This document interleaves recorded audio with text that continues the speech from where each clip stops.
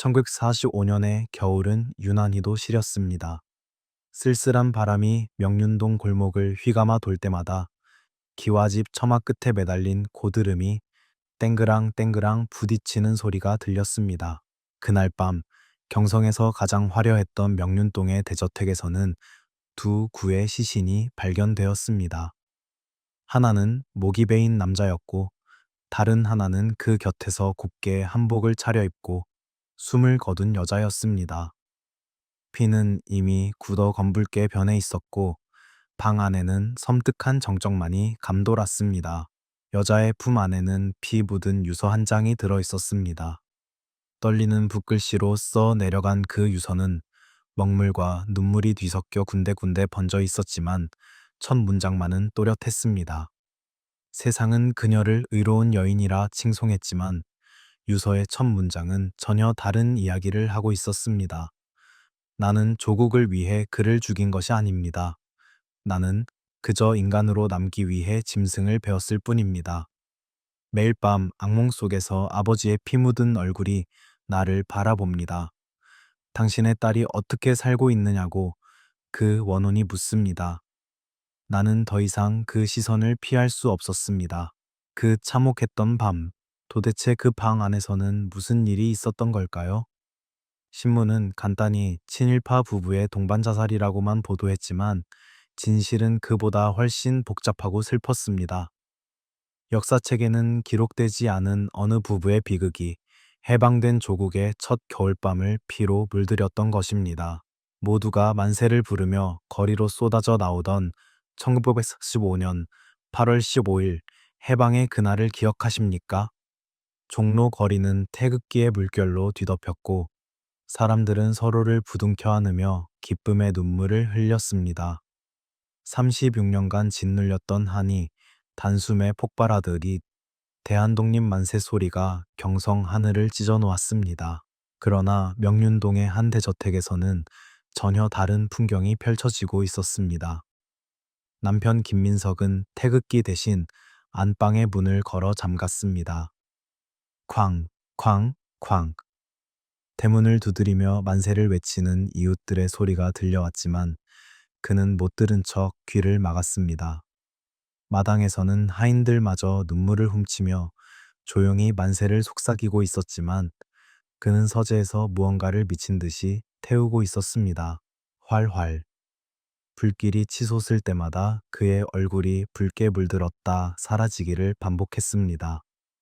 매캐한 종이 타는 냄새가 집안을 가득 채웠습니다. 그가 태우는 것들은 평범한 서류가 아니었습니다. 조선 총독부 훈장 증서, 일본 순사들과 찍은 사진, 독립운동가 명단을 적어 바친 밀고, 문서, 창씨개명, 신청서, 한국신민서사를 낭독했던 녹음 테이프, 내선일체를 찬양하는 글을 실었던 신문 스크랩들, 그의 지난 10년간의 친일 행적이 고스란히 담긴 증거물들이었습니다. 날이 밖에서 사람들이 만세를 부릅니다. 동네 어른들도 모두 거리로 나가셨습니다. 우리도 나가봐야 하지 않겠습니까? 연화가 조심스레 물었습니다. 그녀의 목소리는 떨리고 있었습니다. 기쁨인지 두려움인지 알 수 없는 떨림이었습니다. 쉿, 조용히 해. 남편이 버럭 소리를 질렀습니다. 만세? 그게 밥 먹여주는 줄 아나? 그게 우리 집 재산을 지켜주나? 세상이 뒤집혔어. 이제부터는 눈치 싸움이야. 저 미친놈들이 내 장부를 찾기 전에 이것들을 다 없애야 해. 당신도 알잖아. 내가 그동안 무슨 일을 했는지. 이게 들키면 우리는 끝이야. 그는 서랍 깊숙한 곳에서 또 다른 서류 뭉치를 꺼내 불 속에 던졌습니다. 그것은 독립운동가들의 재산을 몰수하는데 앞장섰던 기록들이었습니다. 얼마나 많은 애국지사들이 그의 밀고로 고문을 당했는지, 얼마나 많은 가족들이 뿔뿔이 흩어졌는지를 보여주는 증거들이었죠. 종이가 타들어가는 치익 소리와 함께 그 안에 적힌 이름들도 연기가 되어 사라졌습니다. 김구, 안창호, 윤봉길, 유관순. 그가 일본 헌병대에 넘겼던 명단 속 이름들이었습니다. 남편은 떨고 있는 아내에게 눈길조차 주지 않았습니다. 그의 눈은 오직 불타고 있는 친일 행적의 증거들에만 꽂혀 있었습니다. 이매에는 땀방울이 송글송글 맺혔고 손은 바들바들 떨렸습니다. 공포에 질린 짐승의 눈이었습니다. 연화는 그제야 깨달았습니다. 자신의 비단 옷과 흰 쌀밥이 무엇으로 만들어진 것인지를. 남편이 일본 순사들과 술잔을 기울이며 받아온 그 돈뭉치들이 얼마나 많은 독립투사들의 피로 물들어 있는지를, 그녀가 편안히 잠들 때 얼마나 많은 어머니들이 자식을 잃고 통곡했는지를. 그때였습니다. 갑자기 연화의 머릿속에 10년 전의 기억이 번개처럼 스쳐 지나갔습니다. 만주의 추운 겨울밤, 아버지가 끌려가시던 그날 밤의 기억이었습니다. 일본 헌병들이 문을 박차고 들어왔을 때 아버지는 독립군 자금 모금 장부를 급히 아궁이에 넣으셨습니다. 하지만 너무 늦었습니다. 헌병들은 아버지를 마당으로 끌어내 무릎을 꿇렸습니다. 어머니는 치마폭을 붙잡고 애원했지만 개머리판이 날아와 어머니의 이마를 찢었습니다.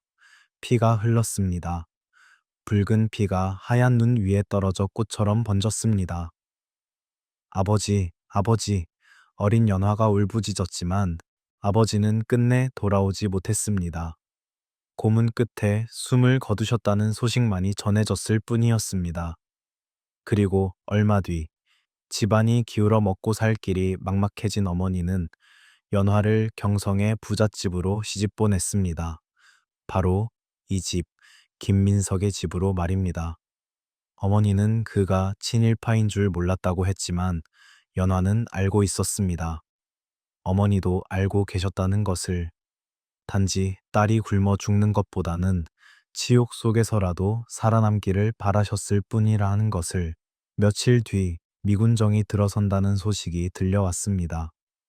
38선 이남은 미국이, 이북은 소련이 관할한다는 소문이 파다했습니다. 불안에 떨던 남편의 얼굴에 다시금 오만한 미소가 번졌습니다. 그는 지하 창고로 내려가 먼지 쌓인 상자를 열었습니다. 그 안에는 달러 뭉치가 가득했습니다. 일본군 장교들에게서 받은 뇌물이었습니다. 그는 돈을 세며 히히덕거렸습니다. 봐, 연화야, 이걸 좀 보라고. 그가 아내를 불렀습니다. 일본 놈들이 가고 양코배기들이 온단다. 주인만 바뀌는 거야. 세상이란 게 다 그런 거지. 강한 놈이 약한 놈을 먹는 거야. 일본어 대신 영어 몇 마디만 익히면 우리는 계속 떵떵거리고 살 수 있어. Hello, I am 김민석. Nice to meet you. 하하하하. 그는 서툰 영어 발음으로 인사를 연습하며 깔깔 웃었습니다. 꿀꺽꿀꺽 양주를 들이켰습니다. 취기가 오르자 그의 혀는 더욱 날카로워졌습니다. 밖에 있는 저 거지들 좀 보라고. 만세, 만세 하면서 뭘 얻었나? 독립, 흥, 굶어 죽기, 딱 좋은 핑계지. 저놈들은 평생 흙이나 파먹고 살 팔자야. 하지만 우리는 달라. 우리는 살아남는 족속이야. 카멜레온처럼 색을 바꿔가며 살아남는 거라고. 연화는 남편의 그 추악한 모습을 묵묵히 바라보았습니다. 그의 입에서 나오는 말 한마디 한마디가 그녀의 가슴에 못이 되어 박혔습니다. 그녀는 문득 궁금해졌습니다. 이 남자는 과연 한 번이라도 조선 사람이었던 적이 있었을까? 아니면 처음부터 그저 자신의 배를 채우는 것만 아는 짐승이었을까? 남편은 계속 떠들어댔습니다. 내일 당장 미군 사령부를 찾아가겠다고, 통역관이 되겠다고, 그들에게 충성하면 더 큰 부자가 될 수 있다고. 그는 벌써부터 미군 장교들과 어울리는 상상에 빠져 있었습니다.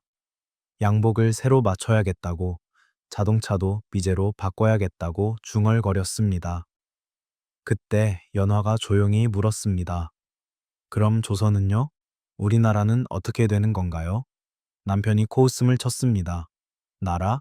그런 게 어디 있어. 먹고 사는 게 나라지. 태극기가 밥 먹여주나? 애국가가 옷 입혀주나? 정신 차려. 이 세상에 믿을 건 오직 돈과 권력뿐이야. 그것만 있으면 어디서든 왕처럼 살 수 있어. 연화의 눈에 차가운 빛이 스쳤습니다. 하지만 남편은 그것을 알아차리지 못했습니다. 그는 이미 술에 취해 혀가 꼬부라지기 시작했습니다. 다음 날 저녁이었습니다. 남편은 내일 미군 장교를 만나러 간다며 들떠 있었습니다. 연화가 정성스레 끓여온 된장국을 상에 올렸습니다. 김이 모락모락 피어오르는 뜨거운 국이었습니다. 그녀의 어머니가 해주시던 그 된장국과 똑같은 맛이었습니다. 하지만 남편은 거울 앞에서 새로 산 넥타이를 매느라 정신이 없었습니다. 에이, 재수없게. 남편이 갑자기 돌아서며 상을 발로 툭 밀어냈습니다. 쨍그랑. 그릇이 깨지는 소리와 함께 국물이 사방으로 튀었습니다. 뜨거운 국물이 연화의 하얀 버선발 위로 쩍 하고 쏟아졌습니다. 지글지글 살이 되는 소리가 났지만 그녀는 소리 하나 내지 않았습니다. 이런 구질구질한 된장국 말고 스테이크나 준비해. 이제부터는 서양 음식에 익숙해져야 한다고. 포크와 나이프 쓰는 법도 배우고. 너같이 무식한 년은 모르겠지만 세상이 바뀌는 거야. 촌년 티 좀 벗어. 네 아버지가 그따위 독립운동이나 하다가 개죽음 당한 것도 다 무식해서 그런 거야. 똑똑했으면 나처럼 살았겠지. 그 순간 연화의 안에서 무언가가 뚝 하고 끊어지는 소리가 들렸습니다. 10년 동안 참고 또 참았던 인내의 끈이 끊어지는 소리였습니다. 그녀는 천천히 고개를 들어 남편을 바라보았습니다. 그 눈빛이 너무나 차가워서 남편도 순간 움찔했습니다. 뭘 그렇게 쳐다봐? 남편이 어색하게 웃으며 물었습니다. 연화는 대답하지 않았습니다. 그저 무릎을 꿇고 앉아 깨진 그릇 조각들을 하나하나 주워 담기 시작했습니다. 날카로운 조각에 손가락이 베었습니다. 붉은 피가 흘렀습니다. 그 피가 바닥에 떨어져 된장국과 섞였습니다. 마치 10년 전 아버지의 피가 하얀 눈 위에 떨어졌던 것처럼 남편은 자신의 생존 본능을 믿어 의심치 않았습니다. 그는 늘 그래왔듯이 강한 자의 편에 서서 살아남을 것이라 확신했습니다. 하지만 그는 치명적인 실수를 저질렀습니다. 자신이 평생을 하녀처럼 부리던 그 여인, 연화의 아버지가 누구였는지 까맣게 잊고 있었던 것입니다. 연화의 아버지 이봉수는 단순한 독립운동가가 아니었습니다. 그는 만주에서 가장 두려워하던 독립군 부대의 참모였습니다. 수많은 일본군 장교들을 암살했고 친일파 명단을 작성해 처단 작전을 지휘했던 인물이었습니다. 그가 체포된 것도 누군가의 밀고 때문이었습니다. 그리고 그 밀고자가 바로 김민석이었다는 사실을 연화는 결혼한 지 3년 만에 우연히 알게 되었습니다. 남편이 술에 취해 자랑하듯 떠벌렸던 것입니다. 이봉수, 그 빨갱이 새끼 내가 잡아 넣었지 하고 말입니다. 그날 이후 연화는 기다렸습니다. 복수의 기회를 기다렸습니다. 하지만 일제강점기 동안은 불가능했습니다. 남편의 뒤에는 일본 헌병대가 있었고 그녀는 그저 무력한 여자일 뿐이었으니까요. 그러나 이제 세상이 바뀌었습니다. 일본이 물러갔습니다. 남편은 이제 그저 도망칠 곳 없는 쥐에 불과했습니다. 연화의 손에는 낡은 옷가락지 하나가 들려 있었습니다. 시집 올 때 친정어머니가 몰래 쥐어주신 독립군 자금으로 쓰려다 남은 마지막 유산이었습니다. 가문 대대로 내려오던 갑오였지만 나라를 위해 기꺼이 내놓으려 했던 물건이었습니다. 남편은 그 반지를 볼 때마다 비웃곤 했습니다. 그런 촌스러운 건 좀 갖다 버려. 옥이 뭐가 좋다고. 내가 사준 다이아몬드 반지는 어쩌고. 그것도 일제 고관들이나 끼는 건데 궁상 떨지 말라고 했지. 하지만 연화는 그 반지를 버리지 않았습니다. 그것은 그녀에게 남은 유일한 자존심이었고 아버지와 어머니를 기억하는 유일한 증표였으니까요. 그리고 그날 밤 연화는 그 차가운 옷가락지를 입술에 대고 속삭였습니다. 아버지, 이제 때가 왔습니다.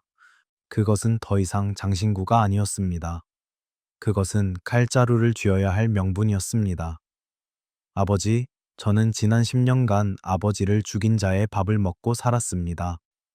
그자가 주는 옷을 입고 그자가 주는 돈으로 살았습니다. 내 배가 부른 것이 죄스럽고 내 등이 따뜻한 것이 치욕스러워 매일 밤 눈물로 베개를 적셨습니다. 하지만 오늘 밤 그 모든 빚을 갚으려 합니다. 밤은 깊어갔습니다. 째깍, 째깍. 벽에 걸린 괴종시계 소리가 마치 심장 박동처럼 혹은 사형 집행을 알리는 카운트다운처럼 정막을 깼습니다.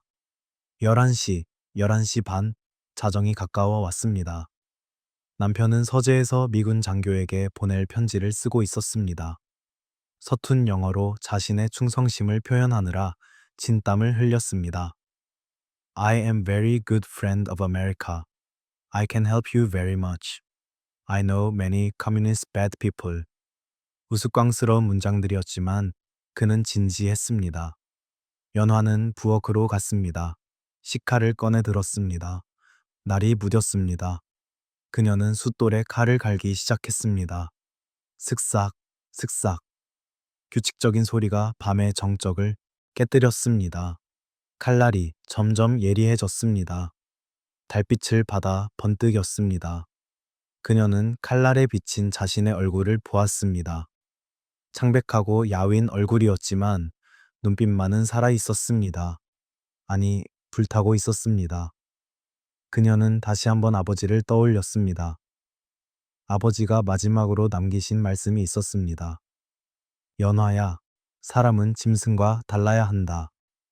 배가 고파도 목숨이 위태로워도 사람의 도리를 지켜야 한다.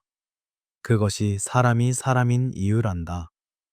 그 말씀이 귓가에 울렸습니다. 자정이 되었습니다. 괴종시계가 12번 울렸습니다. 땡땡땡. 그 소리와 함께 연화는 움직이기 시작했습니다. 그녀의 발걸음은 고양이처럼 조용했습니다.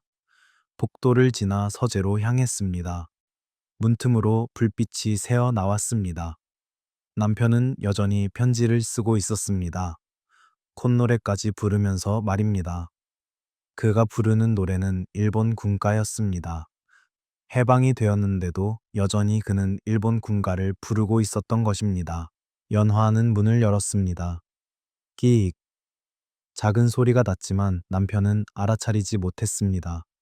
그는 거울을 보며 넥타이를 다시 매고 있었습니다. 이제 영어만 배우면 된다. 미국 놈들은 일본 놈들보다 더 멍청하다니까. 속이기 쉬울 거야. 그가 혼잣말을 했습니다. 바로 그때였습니다. 거울 속에 연하의 모습이 비쳤습니다. 하얀 저고리를 입은 그녀가 서 있었습니다.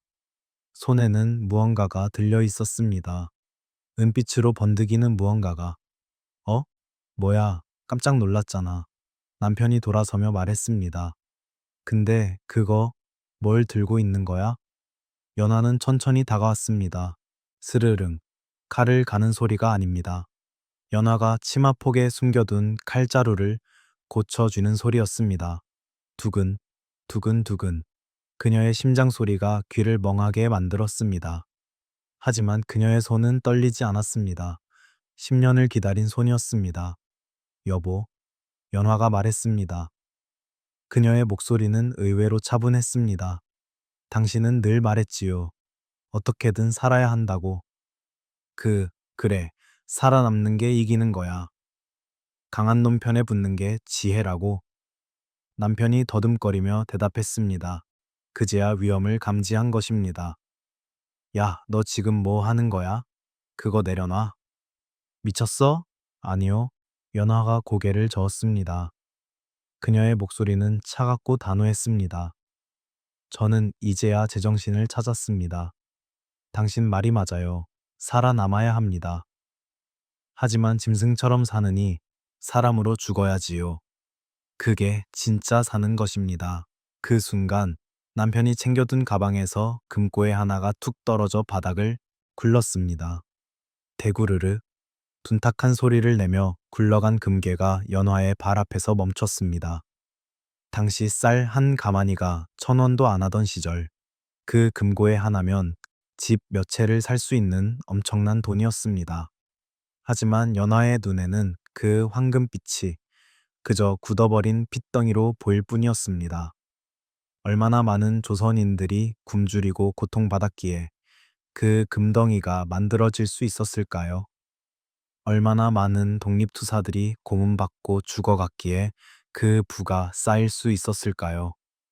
남편이 비명을 지르려 했습니다. 하지만 연화가 더 빨랐습니다. 와락. 그녀는 마지막 망설임을 구겨버리듯 남편에게 달려들었습니다. 칼은 정확했습니다. 단 한 번의 동작으로 모든 것이 끝났습니다. 비명은 짧았습니다. 끄억 하는 소리와 함께 남편이 쓰러졌습니다. 피가 흘렀습니다. 붉은 피가 서재의 비싼 페르시아 융단 위로 번져나갔습니다. 남편의 눈이 크게 뜨였습니다. 믿을 수 없다는 표정이었습니다. 자신이 평생 무시하고 짓밟았던 그 여자에게 이렇게 당하리라고는 꿈에도 생각하지 못했던 것입니다. 연화는 쓰러진 남편을 내려다보았습니다. 남편의 숨이 끊어지는 순간까지 그의 눈을 똑바로 바라보았습니다. 살려달라고 애원하는 그 비굴한 눈동자에 자신의 모습이 비쳤습니다. 10년 동안 그 눈동자 앞에서 굽실거리며 살았던 자신의 모습이 스쳐 지나갔습니다.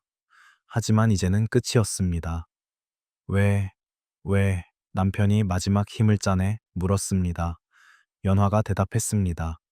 당신이 내 아버지를 죽였기 때문입니다. 이봉수. 만주 독립군 참모 이봉수가 내 아버지였습니다. 당신이 밀고 해서 죽인 그 사람이 바로 내 아버지였어요. 10년 동안 저는 매일 밤 아버지의 원수와 한 이불을 덮고 잤습니다. 매일 아침 아버지의 원수가 주는 밥을 먹었습니다. 그것이 저의 지옥이었습니다. 남편의 눈이 경악으로 커졌습니다. 그제야 모든 것을 깨달은 것입니다. 하지만 이미 늦었습니다. 그의 숨이 멎었습니다. 눈은 뜬 채로 굳어버렸습니다. 연화는 울지 않았습니다. 가슴 속에서는 천둥이 치는데 그녀의 얼굴은 갓 내린 눈처럼 차갑고 고요했습니다. 손이 덜덜 떨려오는 것을 막기 위해 그녀는 옷가락지가 살을 파고들도록 주먹을 꽉 쥐었습니다. 이제 남은 일은 하나뿐이었습니다. 그녀는 피 묻은 손으로 옷매무새를 다듬었습니다.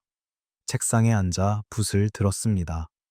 하얀 종이 위에 먹물로 글을 써 내려가기 시작했습니다. 붓끝이 떨릴 때마다 먹물이 눈물처럼 종이 위에 번졌습니다.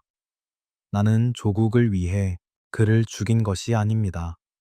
나는 그저 인간으로 남기 위해 짐승을 베었을 뿐입니다. 세상 사람들은 나를 의로운 여인이라 부를지 모르지만 나는 그저 복수에 미친 불쌍한 여자일 뿐입니다. 10년 전 내 아버지는 나라를 위해 목숨을 바쳤습니다. 일본 헌병대에 끌려가 고문을 받으시다가 돌아가셨습니다. 그리고 나는 아버지를 밀고 한 자의 아내가 되었습니다. 그것을 알게 된 날부터 나의 삶은 지옥이었습니다. 매일 밤 악몽에 시달렸습니다. 아버지의 피 묻은 얼굴이 나를 바라보았습니다. 왜 원수의 밥을 먹고 사느냐고, 왜 원수의 품에서 잠드느냐고 물으셨습니다. 나는 기회를 기다렸습니다. 하지만 일제강점기가 끝나지 않는 한 나는 무력했습니다. 그저 한 마리 새장 속의 새였을 뿐입니다. 하지만 해방이 왔습니다. 일본이 물러갔습니다. 이제 그를 지켜줄 힘은 없었습니다. 그는 그저 도망칠 곳 없는 쥐였습니다. 오늘 그는 미군정에 빌붙으려 했습니다. 또다시 나라를 팔아먹으려 했습니다. 일본에서 미국으로 주인을 바꾸려 했을 뿐 그의 본질은 변하지 않았습니다. 그는 끝까지 매국노였고 끝까지 짐승이었습니다. 부디 나를 불쌍히 여기지 마십시오. 나는 내 손으로 수치를 씻어냈을 뿐입니다. 하늘에 가서 아버지를 뵐 면목을 이제야 겨우 얻었습니다. 내가 죽인 것은 남편이 아니라 친일의 잔재였고 내가 끊은 것은 목숨이 아니라 치욕의 사슬이었습니다. 나는 이제 아버지 곁으로 갑니다. 이 옷가락지를 품고 갈 것입니다. 아버지께서 기뻐하실 것입니다. 딸이 드디어 인간으로 돌아왔다고, 딸이 드디어 조선 사람이 되었다고 말입니다. 남은 재산은 모두 독립유공자 유족들에게 전해 주십시오. 그것이 그나마 속죄하는 길일 것입니다. 피로 얼룩진 재산이지만 마땅히 돌아가야 할 곳으로 돌아가기를 바랍니다. 대한독립 만세.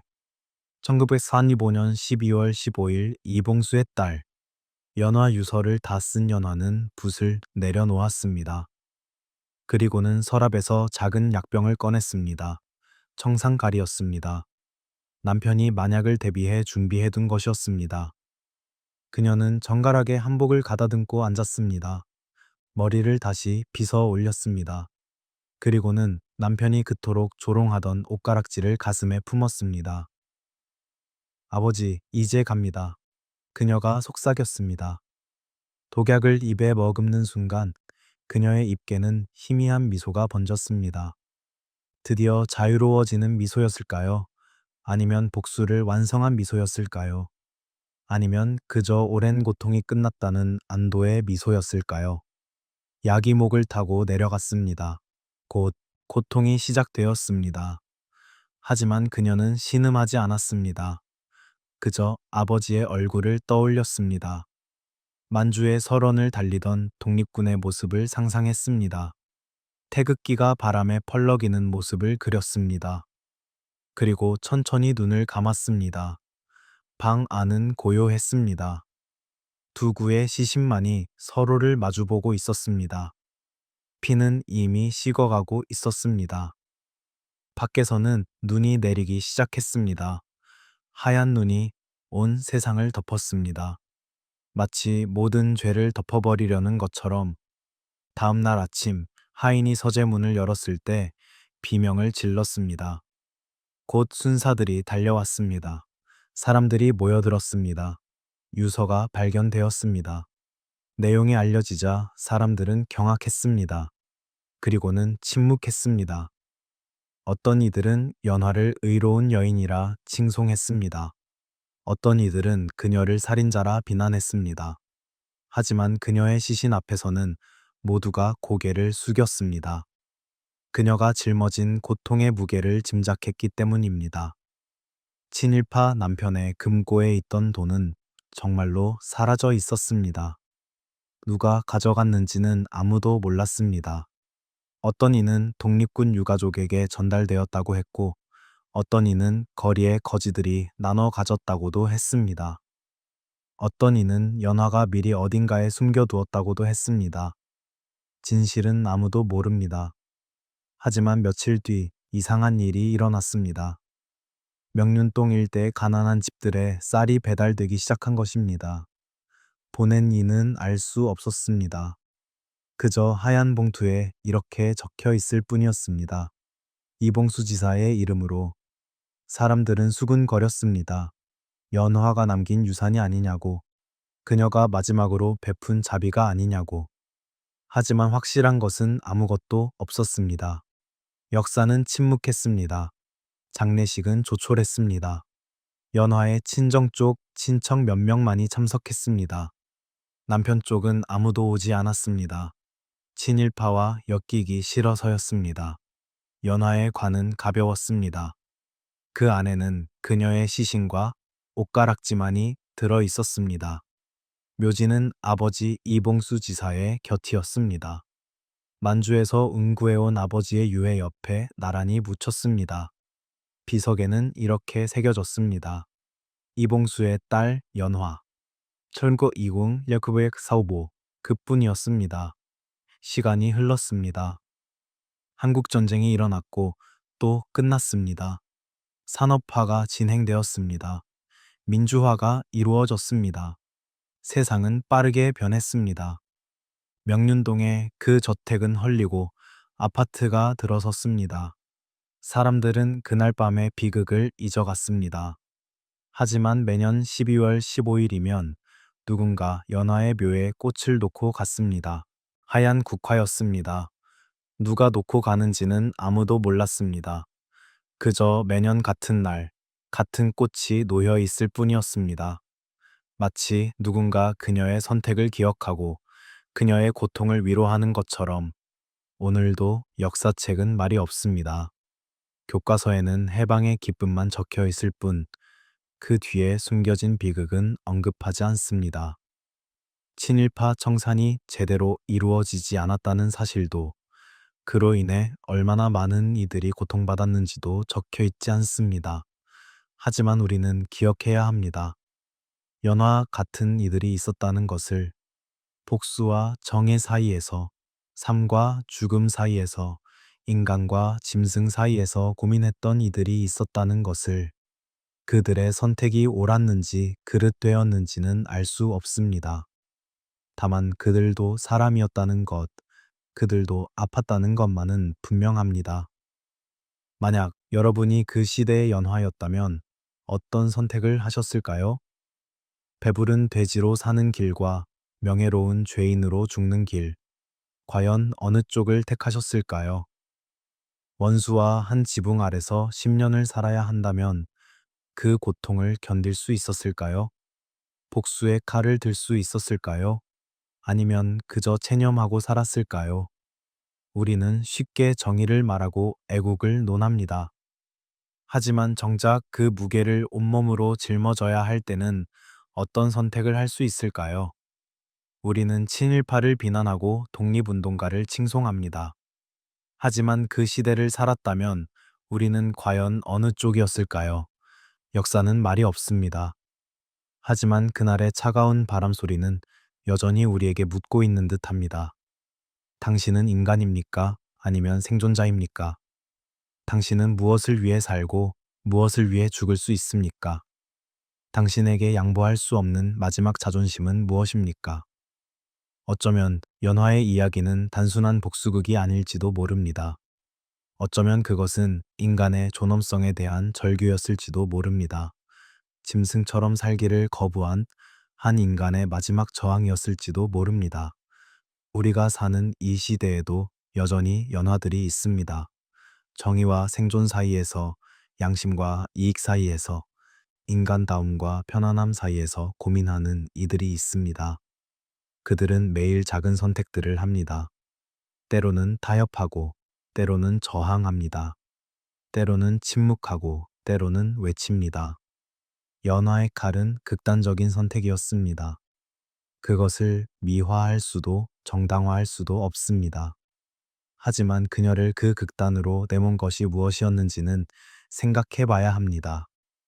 친일파 청산의 실패, 정의의 부재, 역사의 왜곡, 이 모든 것들이 그녀를 벼랑 끝으로 내몰았던 것은 아닐까요? 오늘날에도 우리는 묻습니다. 정의란 무엇인가? 복수와 정의의 차이는 무엇인가? 용서는 언제 가능한가? 역사는 어떻게 기억되어야 하는가? 이 질문들에 대한 답은 쉽지 않습니다.